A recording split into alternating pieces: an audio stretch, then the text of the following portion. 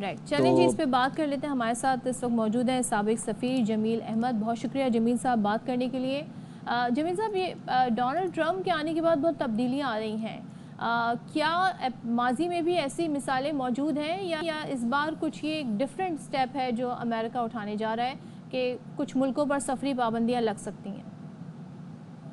نہیں، ماضی میں بھی سفری پابندیاں لگتی رہی ہیں اور ان کا قانون ہے جو کہ امیگریشن اینڈ نیشنلٹی ایکٹ ہے اس کے تحت، اور دوسرا ایگزیکٹو آرڈر کے تحت بھی کرتے ہیں. تیسرا ان کا ایمرجنسی اکنامک ایکٹ بھی ہے. 2 ایکٹ اور ان کی ہیں جس کے تحت وہ کر سکتے ہیں. لیکن سب سے آسان کام ایگزیکٹو آرڈر کے تحت جو پابندیاں لگائی جاتی ہیں، جیسے کہ پچھلی مرتبہ بھی جب ٹرمپ آئے تھے تو انہوں نے 6-7 بلکہ ممالک ہیں ان کے ایگزیکٹو خلاف آرڈر میں لگائی کیا تھی، جو کہ ڈیفرنس ہے، اور بعد میں اگر کانگریس سے اپروول کے بعد آئے تو کیا ڈیفرنس ہے؟ کانگریس کے اپروول کے بعد آئے تو وہ ایک بل بن جاتا ہے، وہ اس ملک کا قانون بن جاتا ہے. ایگزیکٹو آرڈر وہ پریزیڈنٹ کو اسی ملک کے قانون نے اور کانسٹیٹیوشن نے اجازت دی ہوئی ہے کہ اس آرڈر کے تحت ملک کو چلائے. لیکن وہ جب چیلنج ہوتا ہے، جیسے پچھلی دفعہ چیلنج ہوا ان کے اپنے ہی کورٹ میں لا سوٹ کے تحت، تو اس میں ان کی ایک کورٹ نے اس کو ختم کر دیا تھا، دوسری کورٹ نے دوبارہ اپیلڈ کر لیا اس کو، سپریئر کورٹ نے. لیکن اس میں ڈیلے ہو جاتا ہے.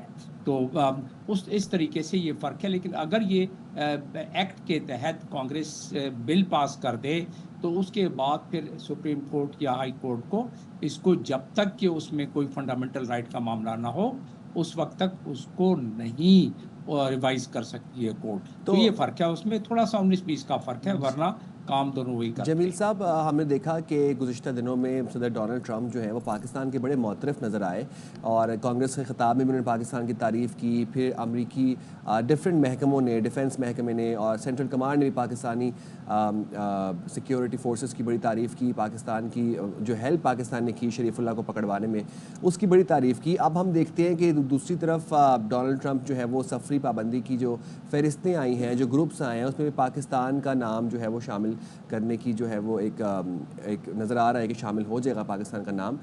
کیا اثرات ہیں پاکستانیوں کے اوپر، اور خاص طور پر وہ پاکستانی فیملیز جو اس وقت یو ایس کے اندر مقیم ہیں، ان کے اوپر کیا اثرات پڑیں گے اس چیز کے؟ دیکھیے، جس طرح کہ آپ نے خود اپنے انٹرو میں بتایا، اس کی کیٹیگریز ہوتی ہیں، ریڈ ہے، اورنج ہے اور یلو ہے. جو ریڈ ہیں وہ کنٹریز، ان کے وہ سب سے ہائی کیٹیگری ہوتی ہے. اس میں ہر قسم کے ویزے کو ریجیکٹ کر دیا جاتا ہے، ہر قسم کے بین امپوز کر دیا جاتا ہے. جو یلو ہے اس میں کچھ فلٹرز ہیں کہ یہ ڈپلومیٹک ہو گیا، یا اگر وہ چاہیں تو آفیشلز کو بھی اور باقیوں کو. اسی طریقے سے وہ چاہیں تو کچھ بزنس مین بزنس ویزے کو چھوڑ دیں، باقیوں کر دیں. مختلف کیٹیگریز مختلف یلو کا جس طرح آپ نے بتایا کہ وہ واقعی میں پروسیجرل ہے کہ اپنے پروسیجر ٹھیک کریں. ہمارے تو ملک میں چھوٹی بات کو بڑی بنا کے پیش کیا جاتا ہے. جہاز آج کل ڈوب رہے ہیں تو ٹھیک ہے، وہ حقیقت ہے کہ ڈوب رہے ہیں، حقیقت ہے کہ لوگ یہاں سے جانا چاہتے ہیں، حقیقت ہے کہ سروے کے مطابق 40% نوجوانوں ملت جانا چاہتے ہیں. لیکن جس طریقے سے اس کی ہم پذیرائی کا اشتہار مشتہری کرتے ہیں، وہ اس کا امپیکٹ پڑتا ہے. یہ جو ایگزیکٹو ڈپارٹمنٹ کر رہا ہے سکروٹنی، جس کے تحت آج یا کل پابندیاں لگیں گی، اس کی وجہ مگر یہی ہے پابندی ان غلام سرور کنٹریز پہ جیسے. لگیں گی جمیل صاحب جو دوسری کیٹیگری اورنج کیٹیگری ہے، جس میں 2 ماہ کا ٹائم بھی دیا جائے گا کہ آپ کا جو سفری جو دستاویزات ہیں اس کی جانچ پڑتال آپ کے اینڈ پہ صحیح ہو تو پھر الاؤ کر دیا جائے گا. اور میرا تو ظاہر ہے اگر ہم ایشیا سے جتنے بھی ممالک ہیں وہاں سے زیادہ تر ٹورسٹ جو ہے وہ امریکہ یورپ جاتے ہیں. یورپ سے کوئی اتنا امریکہ سفر نہیں کرتا، تو ان کی تو ٹورزم انڈسٹری متاثر ہوگی اگر اتنی بڑی تعداد میں پابندی لگائیں گے تو.